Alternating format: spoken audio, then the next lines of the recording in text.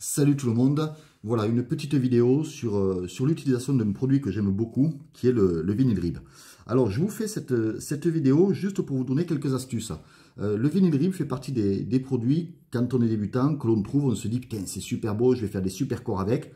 Et une fois qu'on attaque, ben, on s'aperçoit que ça fait de la merde, ça marche pas exactement comme on veut. Donc voilà, je vous fais juste cette petite vidéo pour vous donner quelques petites astuces. Donc, ah voilà, je cherche mon briquet. Donc, la première, c'est comment bien fixer un vinyle rib. Donc, très simple. Hein. Hop, on va virer ça. Soit de montage. Ça, je ne vais pas vous faire des montages de mouche, je vous montre juste vite fait ce que moi je fais. Alors, c'est des techniques qui sont bien connues. Hein. C'est pas moi qui les ai inventées, j'ai rien inventé. Mais je me suis dit, ça pourrait peut-être aider certains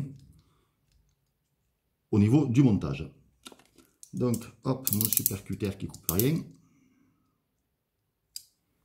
Bon, je tremble un peu ce matin, j'ai bu beaucoup de café. Hein. J'ai dit bien du café, pas autre chose. Je suis en repos, donc j'ai fait une dose de... J'ai pris une très grosse dose de café. Donc, première des choses, un vinyle rib, il y a une partie plate, hop, ici. Bon, je ne sais pas si on la voit bien. Il y a une partie plate et une partie qui est arrondie. Donc, on va fixer la partie plate vers le dessous. Donc, si on fixe comme ça,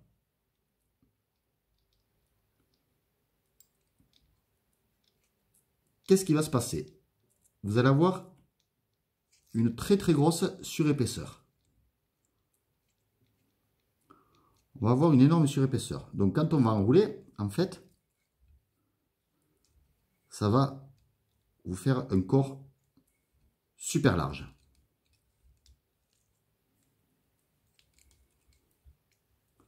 Voilà.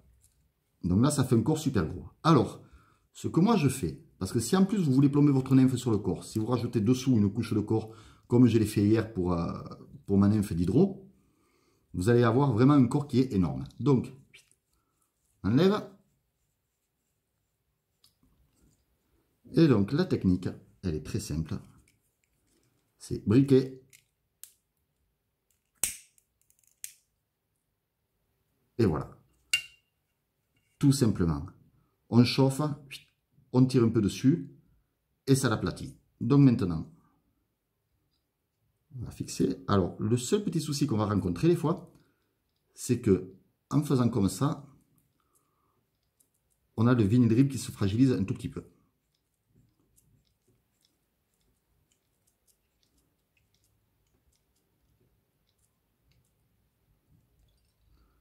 Hop, un petit coup de cutter, en essayant de ne pas couper la soie de montage.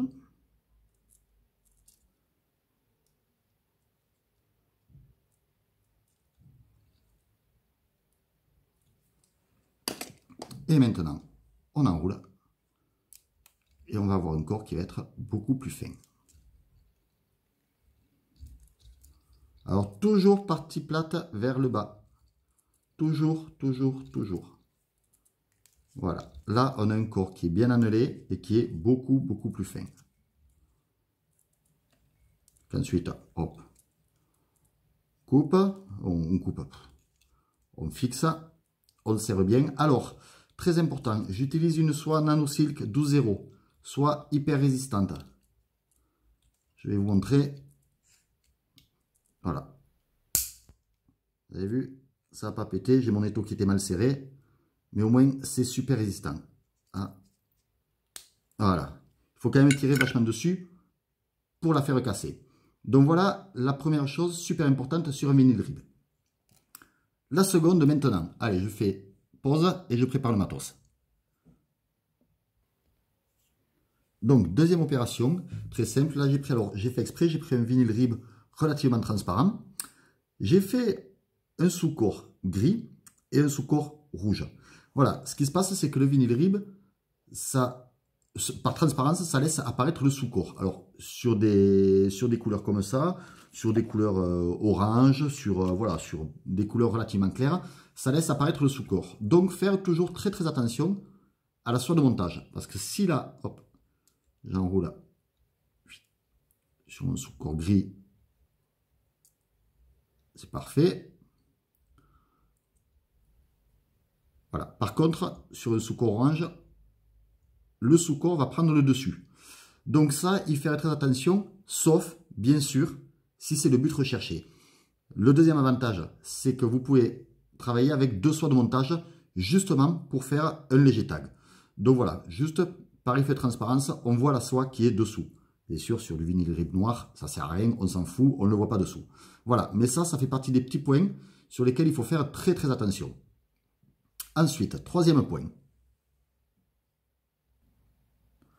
Donc voilà, là je vais vous montrer comment on fait un corps bicolore en vinyle rib. Donc très simple, je viens de fixer deux bandes de vinyle rib de chaque côté pardon, de l'hameçon. Voilà, une vraiment sur la droite, une vraiment sur la gauche. Je ne sais pas si vous voyez bien. Donc en fait c'est super simple. Il vous suffit de bien tendre votre vinyle rib, hop, et d'attaquer les enroulements. Voilà. Hop. Il y en a un qui a voulu se faire la malle. Foiré.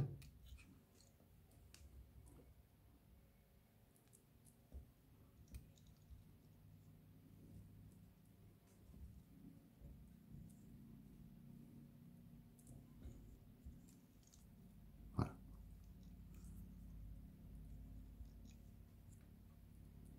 Tout simplement, bon, je peux chier le départ. Voilà, tout simplement. Et là, vous avez un corps bicolore, très bien annelé, très régulier. Alors pareil, toujours super important sur le vinyle rib, faire un sous-corps, pardon, qui soit relativement très très lisse. Pas trop de défauts parce que le vinyle rib va épouser la forme des défauts. Donc voilà. Donc, hop. Hop là, voilà. On défait.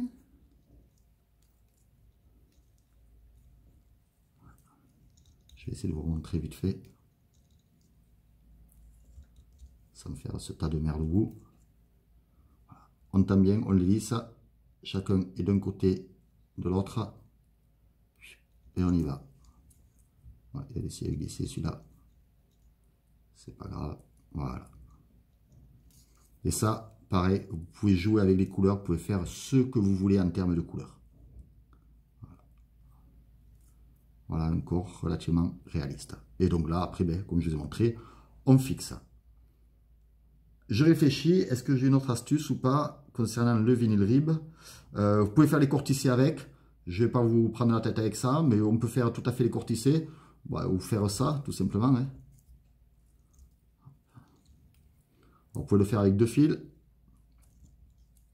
Admettons que, hop, je vais faire un corps gris. Bon, bien sûr, j'ai un peu trop de longueur de vinyle rib. Hein.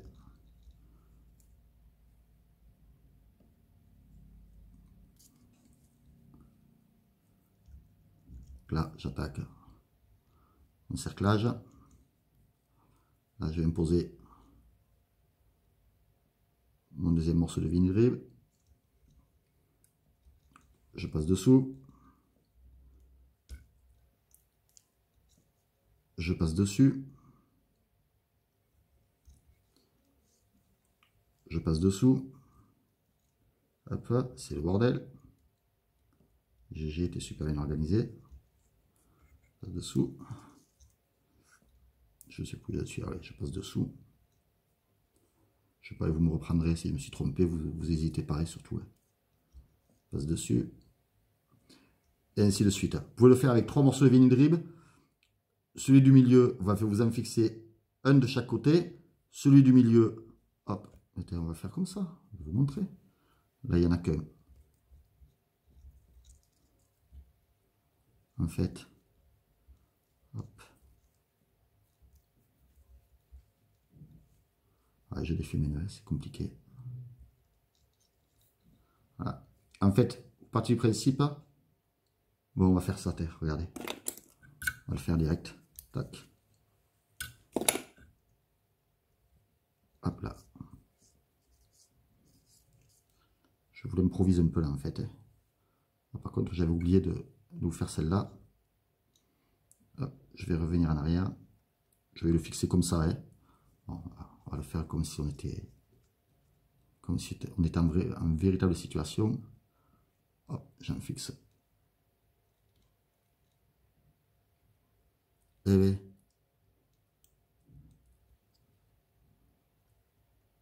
J'aime bien le faire passer de l'autre côté.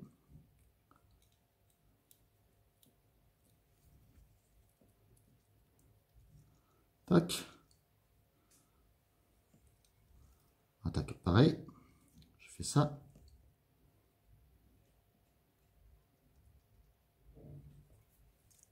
Ensuite, je rabats les deux ici. Bien de chaque côté de la hampe de l'hameçon. Hop. Je viens passer par-dessous. Je retire ici. C'est le départ le plus compliqué. Je retire ici. Ah putain, et puis comme vous voyez, j'ai les mâchoires de l'étau qui sont super bien réglées. Je remonte. Je vais me passer dessous. Je vais passer dessus. Dessous. Et etc. Voilà. Et ensuite, bon, vous fixez tout simplement. Je suis au top dans le réglage des mâchoires de l'étau. Ouais. Toc.